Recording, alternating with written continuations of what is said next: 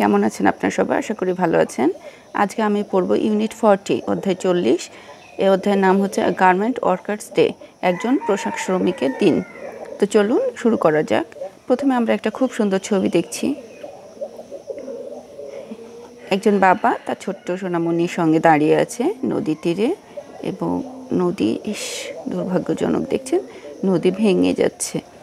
নদীর পাড়ের গাছপালা ঘরবাড়ি ভেঙে নিয়ে নদী চলে যাচ্ছে, স্রোত বইছে খুব জোরে।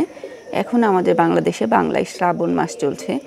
এখন কিন্তু প্রচুর বর্ষা হচ্ছে, এবং যেখান থেকে বর্ষার পানি নেমে যাচ্ছে, এবছর অবশ্য বৃষ্টির পরিমাণ খুব কম, সেইখানে পানি যখন চলে যাচ্ছে তখন নদী তার পাড় ভেঙে নিয়ে মানুষের ঘরবাড়ি, গাছপালা, স্কুল কলেজ, মাদ্রাসা সব কিছু ভেঙে নিয়ে চলে যাচ্ছে।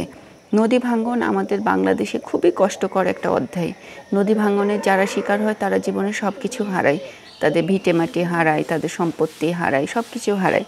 নদী ভাঙ্গন থেকে আমরা যত দ্রুত বেরিয়ে আসতে পারবো এবং নদী ভাঙ্গনকে আমরা কৃত্রিম উপায়ে যত দ্রুত প্রতিরোধ করতে পারবো, আমাদের জীবন তত সুন্দর হবে।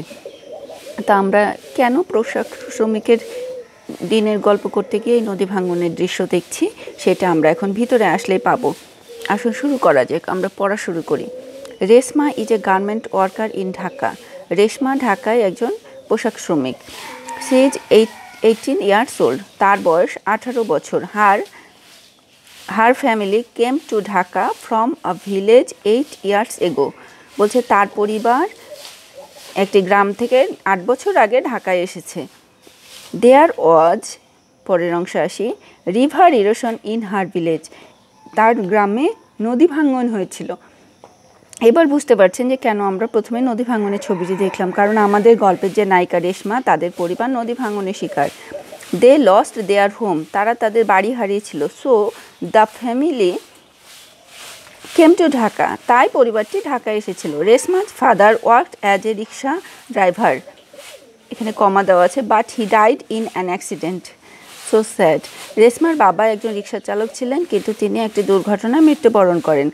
রেশমাজ uncle Ratan help the family, রেশমার চাচা রতন পরিবারটিকে সাহায্য করে। He found a small house for them at Kalyanpur, তিনি কল্যাণপুরে তাদের জন্য একটি ছোট্ট বাড়ি পেয়েছেন।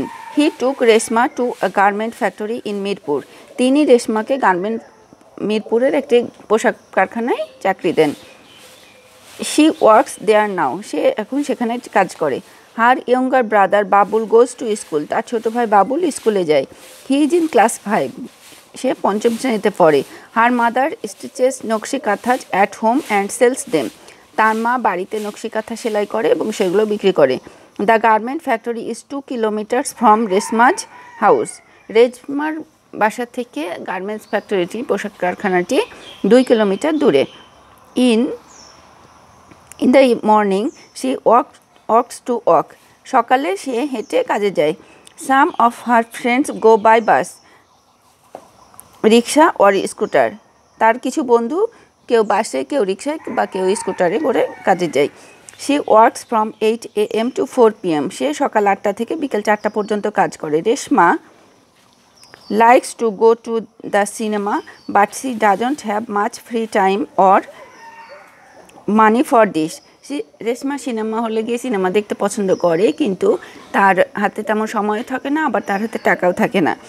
She often works extra hours until 6 PM, সে মাঝে মাঝে সন্ধ্যা 6টা পর্যন্ত বাড়তি ঘন্টা কাজ করে। So she can make more money sorry, তখন সে কিছু বাড়তি টাকা আয় করতে পারে। Her family needs this money for food and other things, তার পরিবারের অন্য কাজের জন্য, খাবার এবং অন্যান্য কাজের জন্য এই টাকাটি প্রয়োজন। রেশমা যে বাড়তি টাকা আয় করে, সে টাকা দিয়ে তার কিন্তু সিনেমা দেখা বা বেড়াতে যাওয়া কোনো কিছুই করা হয় না, কারণ সে বেতন, আমরা জানি পোশাক শ্রমিকদের বেতন অনেক কম। তাহলে আমরা এবার গল্পটা পড়ে বুঝতে পারলাম এখানে কেন আমরা শুরুতে নদী ভাঙ্গনের দৃশ্য দেখেছিলাম। আমাদের গল্পের প্রধান চরিত্র রেশমা, সে তাদের পুরো পরিবার নদী ভাঙ্গনের শিকার হয়েছিল। তারা গ্রামে থাকতো, তারা এখন ঢাকায় কল্যাণপুরে থাকে, এবং সে এখন একটা পোশাক কারখানায় শ্রমিক হিসেবে কাজ করে। এবং তার একটি ছোট ভাই আছে, যে আপনাদের মতো আপনারা তো ক্লাস 4র্থ শ্রেণীতে পড়েন, সে 5ম শ্রেণীতে পড়ে। আপনাদের চেয়ার ক্লাস উপরে পড়ে এবং তার বাবা মারা যায় একটি রোড অ্যাক্সিডেন্টে। বাবা ছিলেন একজন রিক্সা চালক। বাবা মারা যাওয়ার পর চাচা তাদের পরিবার দেখাশোনা করতেন এবং চাচাই রেশমাকে গার্মেন্টসের কাজে যোগ দিতে সাহায্য করেছেন।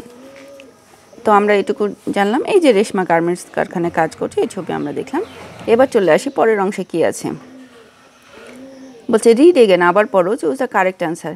What does Reshma do? Reshma কী করে? বলছে শি গোজ টু স্কুল, সে স্কুলে যায়। সি ইজ এ ফার্মার, সে একজন কৃষক। She is a garment worker, she doesn't have a job. C হবে উত্তর। She is a garment worker, সে একজন পোশাক শ্রমিক। Who is Babul?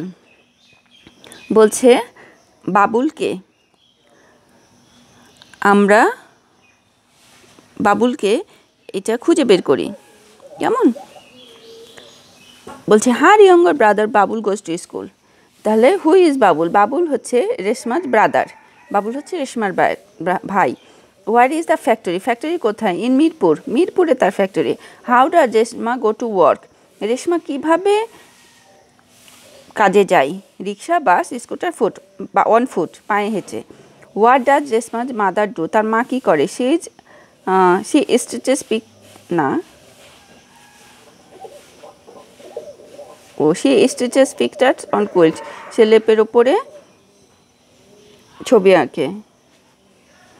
সে তার মা মূলত সেলাই করে। হ্যাঁ, এখানে garment worker, doesn't work, teacher, D নম্বরটা দিলাম, কিন্তু সঠিক হতো যে নকশি কাঁথা সেলাই করে এই কথা আসলে। রেশমা কাজে যায় ওয়ান ফুট, আর তার অফিস হচ্ছে মিরপুরে। বাবুল হচ্ছে রেশমার ভাই, আর রেশমা হচ্ছে একজন পোশাক শ্রমিক। তাহলে আমরা এটুকু পড়লাম। পরের অংশে রেশমাকে নিয়ে আরও কিছু কথা আছে। আমরা লেসন 1, 2, 3 পড়েছি। ও না, এটা আছে পরের অংশে, যেটা আছে সেটা 41 ইউনিটে আছে। তো রেশমার গল্প এখানেই শেষ হলো। তো আজকের মতো আমি লেসনটি শেষ করতে চাই। আশা করি এটি আপনাদের ভালো লেগেছে। যদি ভালো লেগে থাকে ভিডিওটি প্লিজ লাইক করবেন। যদি মনে হয় যে চ্যানেল থেকে উপকার পাচ্ছেন তাহলে চ্যানেলটি সাবস্ক্রাইব করে রাখবেন, যেন পরবর্তীতে আমি কোনো ভিডিও দিলে আপনারা সেটা খুব সহজে পেয়ে যান। তো সবাই খুব ভালো থাকুন, বিদায় নিচ্ছি, বাই।